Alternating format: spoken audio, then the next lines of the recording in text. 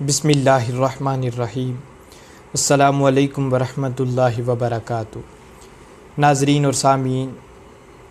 جیسا کہ آپ جانتے ہیں کہ عید کا مبارک دن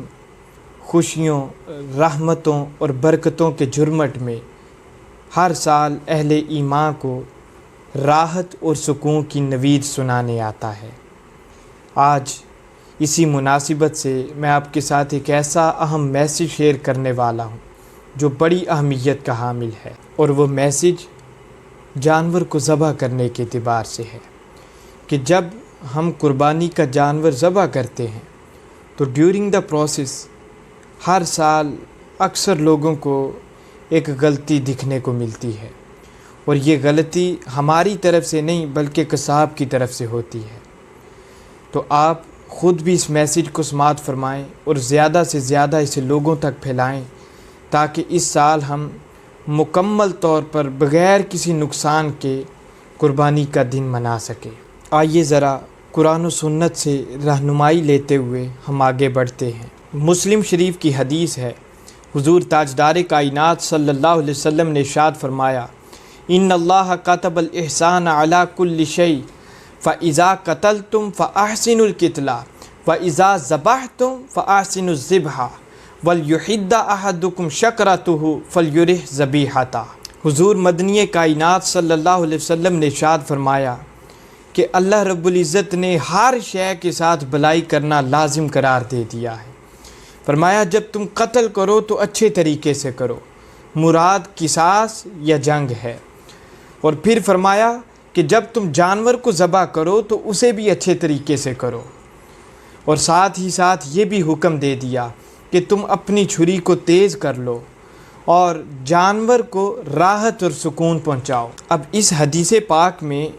جانور کے ساتھ بھی بھلائی کرنے کا حکم دیا۔ اب جو حدیث پاک ذکر کر رہا ہوں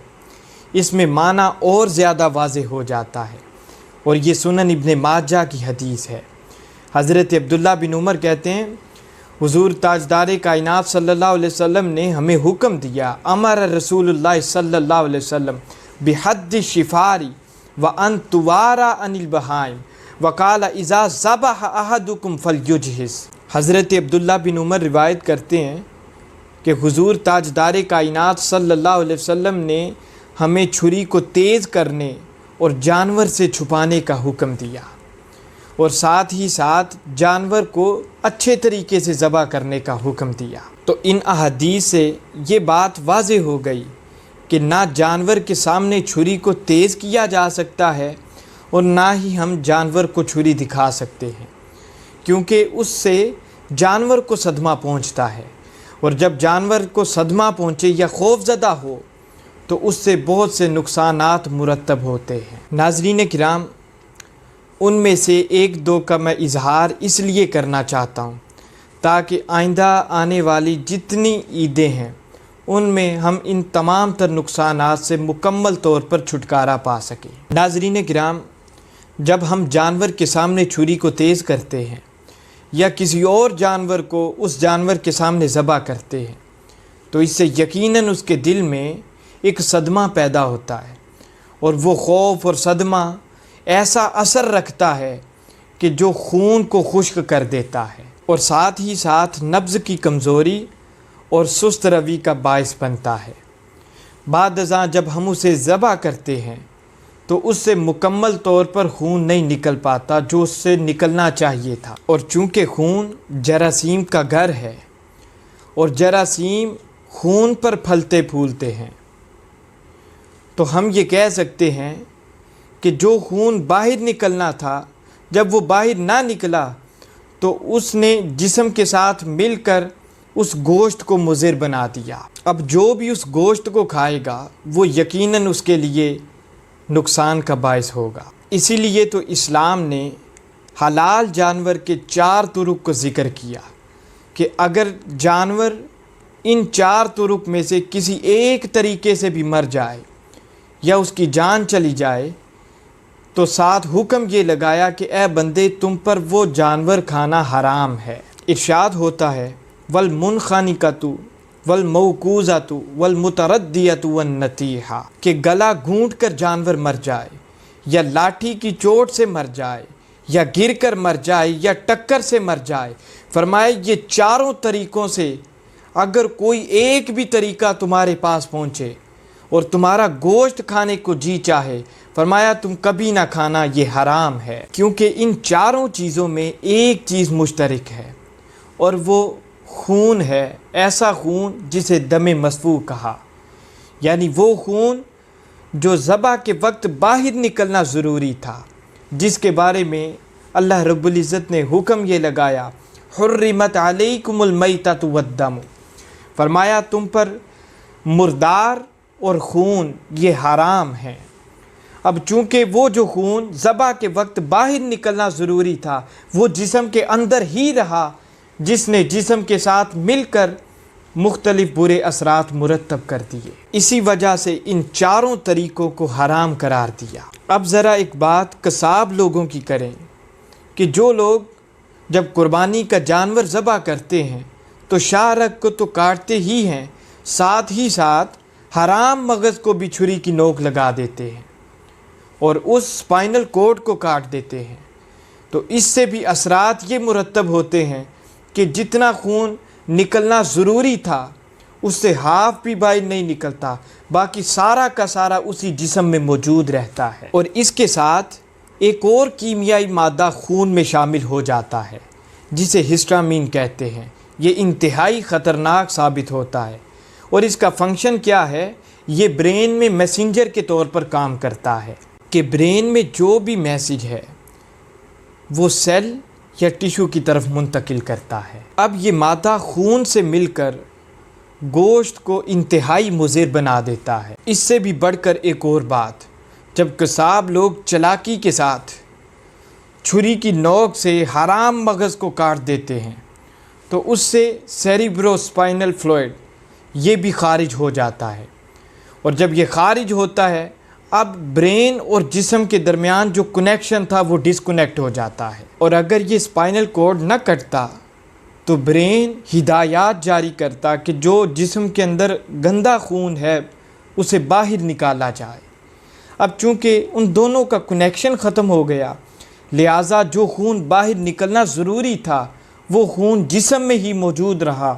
اور جسم کے ساتھ مل کر مختلف برے اثرات مرتب کرتا رہا۔ اب بعض قصائی اس طرح کی حرکات کرتے ہیں، اب سوال یہ پیدا ہوتا ہے کہ ان کو کیا ضرورت ہے اس طرح کی حرکت کرنے کی؟ دیکھیے، اس میں دو وجوہات ہیں۔ پہلی وجہ تو یہ ہے کہ اگر وہ دکان پر بیچنا چاہتا ہے تو وہ لازمی بات ہے کہ اس خون کو گوشت کے بھاؤ بیچے گا تاکہ زیادہ سے زیادہ اسے پیسے وصول ہو سکے، اور دوسری وجہ یہ ہے کہ جب ہم انہیں قربانی کے لیے گھر بلاتے ہیں اور ہمارا جانور ذبح کرتے ہیں تو اس وقت انہوں نے ہمارے بعد کسی اور کو بھی ٹائم دیا ہوتا ہے، لازمی بات ہے، اور وہ اپنے پیسے وصول کرنے کی خاطر ہم سے جلدی کرتے ہوئے وہ حرام مغز کو کاٹ کر ہم سے تو چلے جاتے ہیں لیکن ہمارا الٹا نقصان کر دیتے ہیں۔ اسی لیے تو شریعت نے کہا ہے کہ افضل یہی ہے کہ تم اپنے ہاتھ سے قربانی کیا کرو تاکہ کیا ہوا قربانی والا جانور مکمل طور پر شفا والا بن سکے۔ اب جانور کو ذبح کرنے کا سنت طریقہ بتا رہا ہوں، سماعت فرمائیے کہ جب جانور کو ذبح کیا جائے تو چھری اس کے سامنے تیز نہ کی جائے اور نہ ہی اس کے سامنے کوئی دوسرا جانور ذبح کیا جائے، کیونکہ اس سے بھی صدمہ واقع ہوتا ہے اور جسم میں اس کی وجہ سے بھی ہسٹامین پیدا ہو سکتا ہے۔ اور کوشش کریں کہ جب جانور کو ذبح کیا جائے تو اس وقت اس کی آنکھوں پر کپڑا ڈال دیں تاکہ اس کے دل میں خوف پیدا نہ ہو سکے۔ جب یہ طریقہ کوئی اختیار کرتا ہے تو بعد میں آپ خود ملاحظہ فرمائیں گے کہ اس جانور کی باڈی کس طرح ورک کرتی ہے۔ کیا مطلب کہ جب جانور کے جسم پر کٹ لگتا ہے تو دل دماغ کے ساتھ ہنگامی بنیادوں پر رابطہ کرتا ہے اور دل برین کو آرڈر دیتا ہے کہ جتنی جلدی ہو سکے جان کو بچاؤ، اور ساتھ ہی ساتھ یہ بھی کہتا ہے کہ باقی جتنے اعصاب ہیں ان تمام تر اعصاب کو ان حالات کے بارے میں خبر دے دو۔ تو برین دل کو تجویز دیتا ہے کہ جتنا جلدی ہو سکتا ہے پمپ کرو تاکہ جسم کے کسی بھی حصے میں خون کا تسلسل رکنے نہ پائے۔ تو ایک طرف دل تیزی سے پمپنگ کر رہا ہے، جبکہ ساتھ ہی ساتھ دوسری طرف دیکھیں تو خون کی مقدار بھی کم ہوتی جا رہی ہے، مگر باوجود اس کے نبض بھی چلتی رہتی ہے اور اس کے ساتھ ساتھ بلڈ پریشر بھی ایک خاص حد تک قائم رہتا ہے۔ اس طرح خون جسم سے آہستہ آہستہ نکلتے جتنا خون باہر نکلنا چاہیے تھا وہ سارا کا سارا نکل جاتا ہے اور جان بھی جانور کی چلی جاتی ہے۔ اس طریق سے دیکھیں تو جانور کو تکلیف بھی کم سے کم ہوتی ہے اور یہی اسلام کے مطابق بہترین طریقہ ہے۔ ناظرین کرام، اس طرح آپ اپنے جانور کی خوبصورتی کو ذائقے کی چاہت میں بدل کر دلوں کی بستیوں میں راحت اور سکون کے جھنڈے لگا سکتے ہیں۔ آپ سب کو میری طرف سے عید مبارک۔